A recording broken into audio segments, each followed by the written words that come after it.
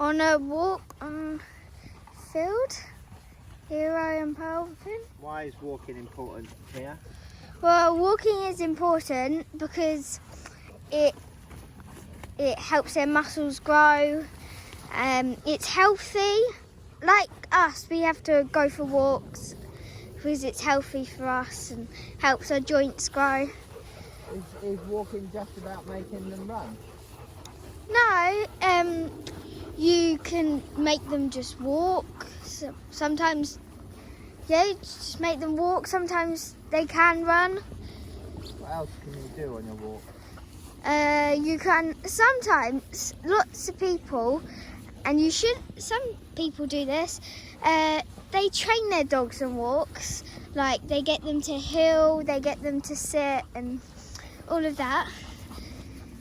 You can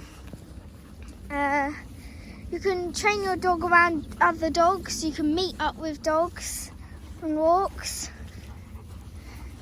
What else might you do? We've talked about exercising their body, but it's not just about their body, is it? What else can you exercise? You can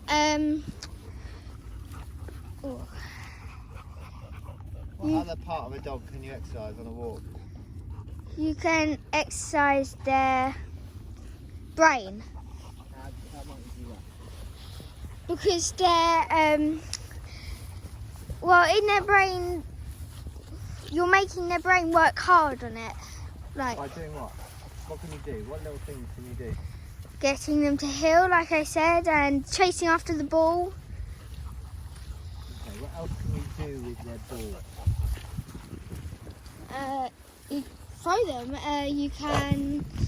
You can also use it as a praise, other than treats. Yeah. But what else can you do with their ball that would make their brain and their nose work? Search for it. Or hide it. Yeah, hide it and put it. So that probably wears the dog out more than just Yeah. throwing a ball 20 times. You hide their ball, leave them in the car or ask someone else to hold them and then hide their ball. Yeah. You exercise their mind and their nose and they'll go home absolutely shattered. Yeah. Absolutely worn out.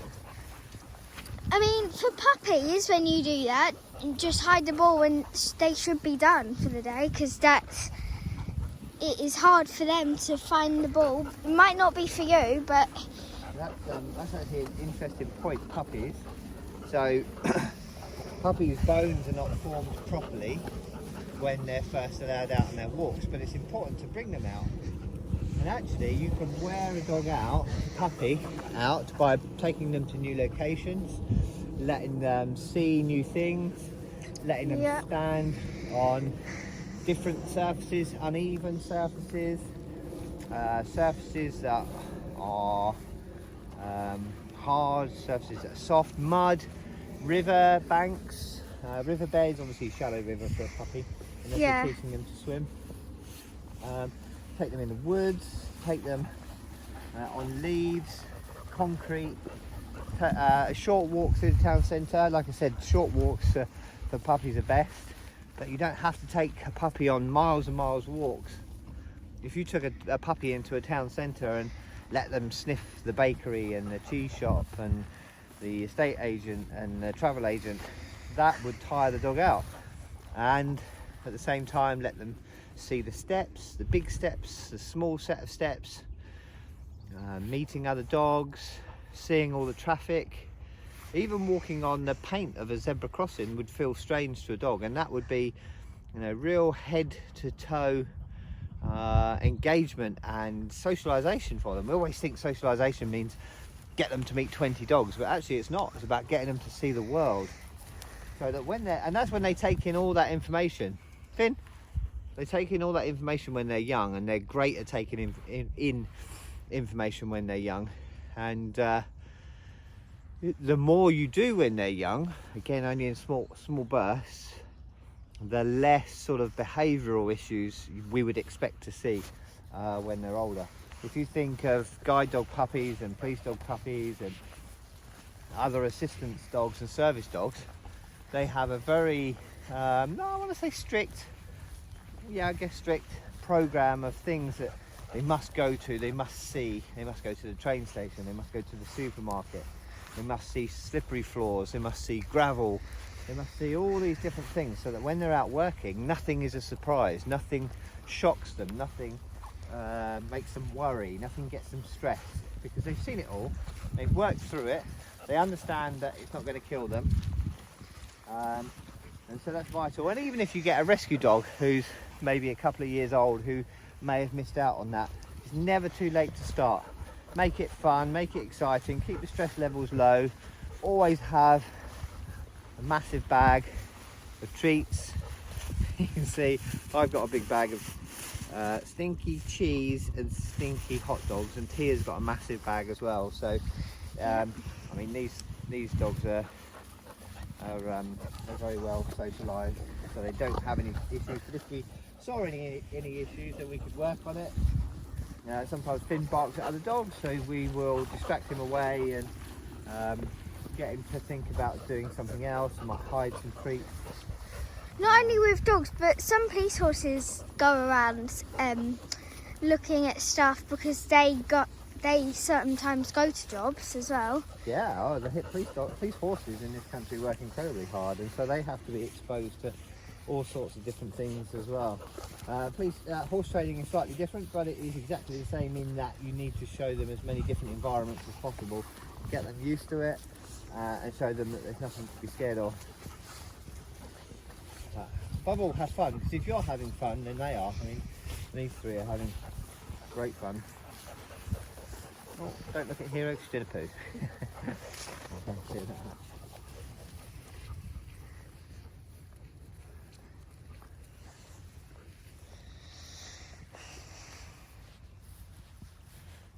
Yeah, so not only dogs, but horses do the same thing, slightly different. I mean, I've trained our dogs. Me and Dad train our dogs, and everyone else helps. We've taken our puppy everywhere, taken Harper everywhere, done lots of training with her. At the moment, she's learning this trick called ballet, where she stands on her two front feet. I want Tia to teach Harper Skateboard. to skateboard. Yep. And then I'd like her to teach her to surf as well. Yeah. We're going to get her on some bodyboards and surfboards, kayaks. She's already a pretty good swimmer, isn't she? Yeah, she's Take her swimming. Swimming's really good. What I would say is, if you've got a dog that's reluctant to go in the river, then you have to go in the river with them. Yeah. Like you went in the river with Finn and Harper once. Yeah. If you want to get a dog used to water, you wouldn't pick them up and throw them in a lake where you couldn't even touch the floor yourself. You would need to build them up. So get them used to puddles, get them used to really shallow rivers, then find a river that's a little bit higher. A fast-flowing river, because a fast-flowing river looks very different to a dog than a really slow river. And then find the deeper parts of the rivers, normally on corners, where you can teach the dog to gently paddle. And to begin with, you're going to have your hand under the dog's belly so that they feel safe and secure, and just watch as they should naturally just start to paddle, and then as that confidence builds up, the speed will build up, and then they'll be happy and confident swimmers. I mean, these guys will swim in the sea, lakes, rivers. They love the water. Finn's been on a kayak before. Yeah. And a speedboat. We have. And a jet ski. And paddle boards. So he's all used to the water and everything. He loves it. He does.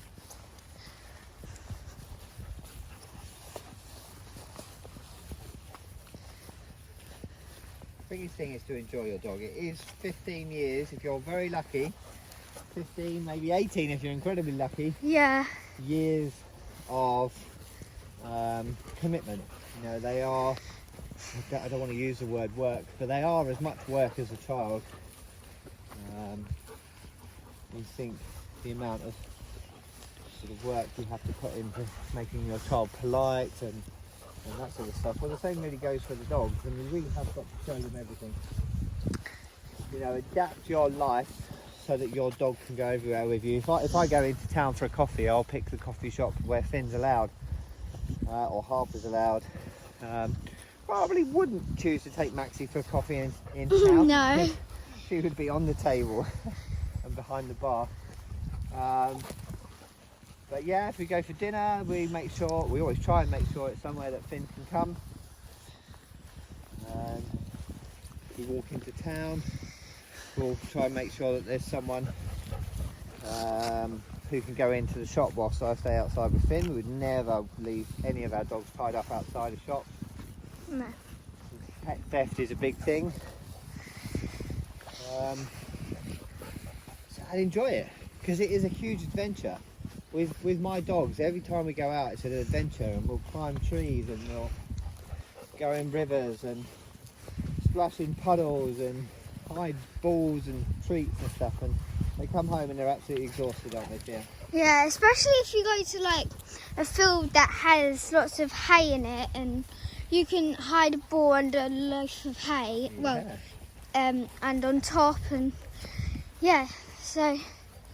And you never know, if you teach your dog enough tricks, you could end up on a talent show, like Finn and I did. End up on Britain's Got Talent or something. Tia trained Harper lots of tricks. You never know, you might see her. Yeah. I think Finn needs a brush. I forgot to bring the brush with me, but brushing them out and about here is a good thing as well. Yeah. If it's a dog that's not keen on being brushed, have a lick mat or a handful of treats so that they're distracted while you're brushing them. Hello, pal. Hello, darling.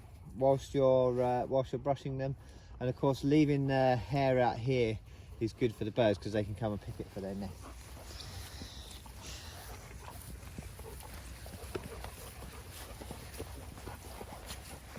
If you've got any questions, if you like this video, if you just put in the messages below, and we'll try and cover some bits later. Tia's a fantastic dog trainer.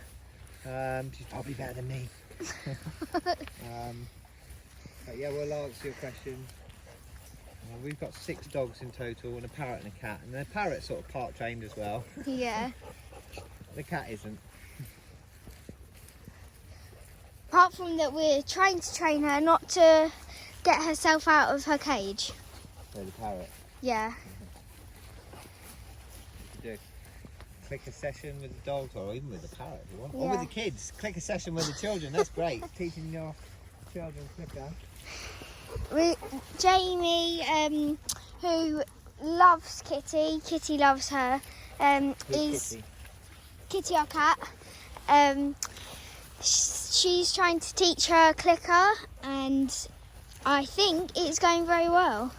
So yeah, you can teach just about any animal or human clicker training, reward-based training. Yeah, don't worry, it doesn't mean I never say no to my dogs. But if I don't have to, I'll just ignore the bad behaviour and reward the good, and it seems to really work. So any questions at all, put them in the comments below. And yeah, subscribe to our channel.